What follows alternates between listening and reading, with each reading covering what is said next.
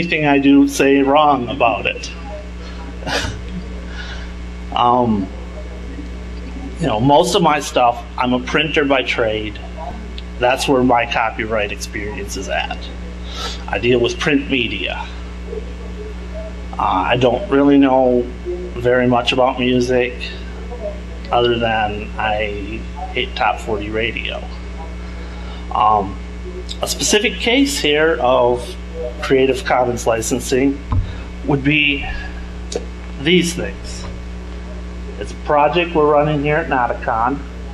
Basically what it is these are blank sketchbooks, and people are encouraged to write in them, draw in them, express themselves. And then at the end, what we are going to do is we're going to scan these all in, all these images, all these writings, put them together into a PDF format that you could take anywhere, down to your local Kinko's, print yourself out a book, free of charge. Feel free to build off other people's ideas, as long as you're not selling it commercially, using it for your own personal gain. It's part of what drives the guys behind Creative Commons is let's build on everyone's knowledge, that real sense of community that seems to get lost now by the big corporations.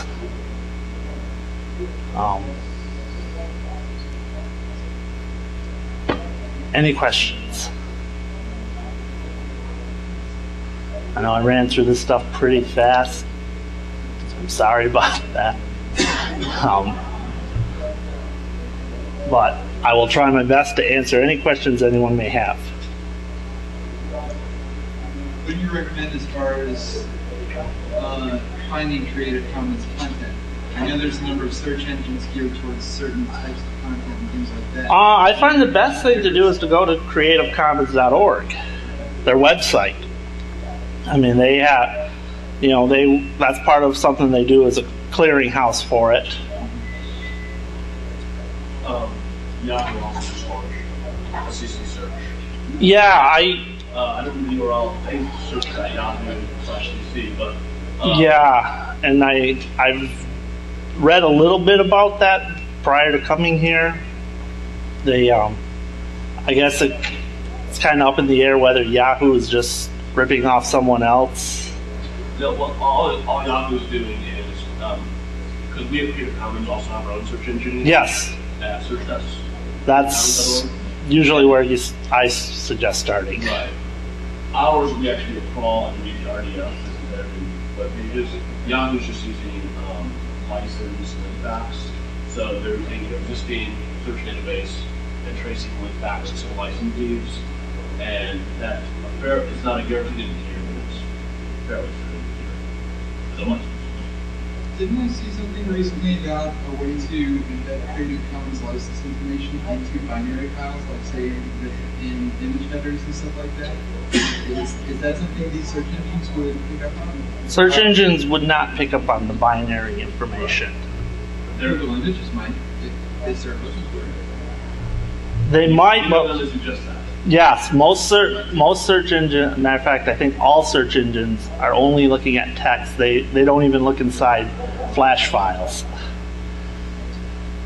Isn't that the whole idea, though, of the semantic web and RDF? Yes, our RDF is machine readable text. I mean, I guess you can read it yourself, but it's prettier to look at it through a parser.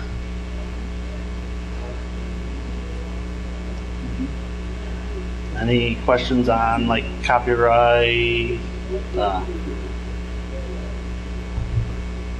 More on Creative Commons?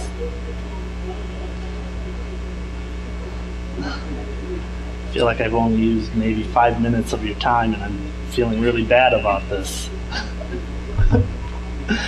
You're expecting some awesome speech on the caliber of Lawrence Lessig, and I let you down. What do you think, I'm sorry, I'm not sure where it is. What kind of ideas have you heard of floating around to help promote the use of Creative Commons where appropriate for corporate interests, where they're usually more focused on what dollar signs in their eyes, wouldn't normally consider something like this? They have no reason not to. How can we encourage this? How can we encourage corporate America to use Creative Commons? Obviously, they're not going to for everything. The Motion No. Picture Association of America is not going to release a Creative Commons movie as a blockbuster movie under the CC. But No, and they might release their trailers under the CC or things like, or little things. well, really, I deal with these guys on a daily basis in my work with corporate America, like the Disneys and MGMs, and they don't see any value of Creative Commons, really, because to them, once something is theirs, they don't want to give it up. They want to go way back to prior to 1662, when copyright was felt belonged to the corporation, i.e. the printers, way back then, and it lasted forever. They owned it, till the end of time. That's how they feel. As to them, any way of convincing them otherwise, it's going to be a very long, hard road for people to convince them. I guess the best way is for the little guy to be not depending so much on them, on the corporations, to get their message out, which is one of the beautiful things of the internet, is now one guy alone in his den at home can put up a website, share his self-made movie or his music, his books, whatever. And eventually what will have to happen is, if everybody individually is releasing their stuff under a Creative Commons type license, the big companies are going to have to take notice, and because there isn't going to be enough media for them. The way they work, pretty much everything is work for hire, which means they pay you. You never created what you just created. They did. It belongs to them. It always has. It always will be. Yes, but I would speculate that the open source software movement probably had very similar hurdles, even though it started on the opposite end of the spectrum. It had an advantage there. It's still, there's some definite parallels you can draw between the battles you have to fight. Mm-hmm. I mean, a lot of commercial software companies aren't never going to see the value of open source software. That doesn't mean they might not benefit from it sometime, and might eventually think, oh well, this isn't bringing us any money directly, and this could help a lot of people. Other people might improve this for us. We could release this and still keep this moneymaker of ours private. Yeah, with the software companies, I can only think of one, two if you want to stretch it, Novell and IBM, who are able to do that right now, who are actually using open source. I don't know enough about software, but that's understandable. But though the hardcore open source evangelists would probably take issues with the specifics of the licensing, we've gotten to a point where even Microsoft is releasing open source software, and I think that says a lot to how far they've come. Yeah, and it will be hard, and there could be a day when Disney will decide, hey, yeah, Can I just edit on this? yes, please. I would. It's interesting to draw the software analogy because I think that if you look at the way open source software is written to corporations, that before they started releasing things, they found value in consuming things, and so they found value in consuming the kernel and the MySQL database and everything. Yes. So I think that part of CC's mission is not just to be licensed, but also to make it lower the transaction cost of licensing media and licensing works. And so I think that as corporations see value in consuming CC licensed work and see how it lowers this barrier to entry and this transaction cost, I think that may, in now this way, drive adoption of CC licensing. Yeah, because right now, media companies are in the business really of producing content, not consuming it. One of the things, though, that is going for Creative Commons that open source really didn't have, like you said, a lot of the evangelists will argue over the license. You don't see so much of that. Matter of fact, hardly any at all, really. Pretty much people who are behind Creative Commons, behind it 100% of the way. He's open source software. But Stallman is pretty much against everything.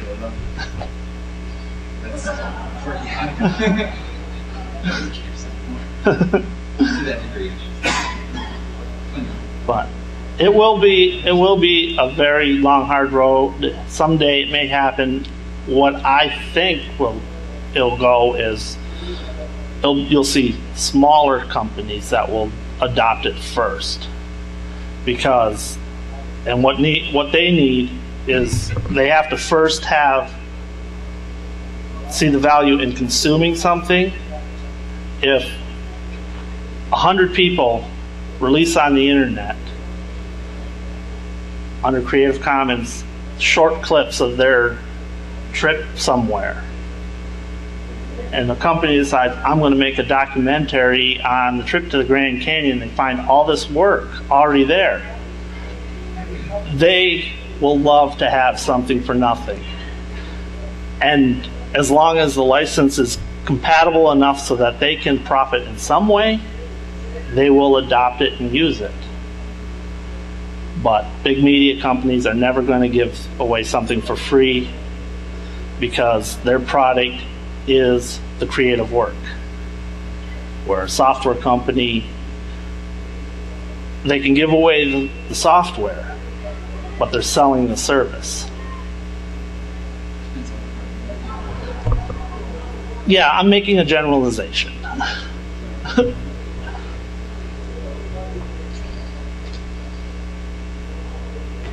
is kind of random, but you mentioned Disney. Yes. Is Mickey Mouse copyrighted under this type of stuff? Like, is he going to expire? Not for a very long time. Did they get a special extension or something? That is a possibility. I'm not sure on the specific, but Mickey Mouse was to expire, and then came the Copyright Extension Act, and there's a bunch of other things, such as, because Disney's considered a work, or Mickey Mouse is considered a work for hire, which actually has a longer, I believe,